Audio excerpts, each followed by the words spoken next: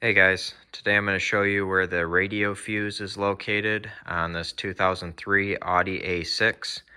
If this video is helpful, can you smash that thumbs up button and leave a comment down below for the YouTube algorithm? It really helps me out a lot. So we're going to come over here to the driver's side door here. Our fuse panel is located right behind this plate here. So you're just going to pry and then pull. That's going to give us access to the fuse panel right here. So the fuse that we're looking for is this 20 amp fuse right here. So this is for your radio amplifiers and everything like that. So it's a 20 amp fuse. I will have some fuses linked down in the description below that you can get on Amazon if you want to.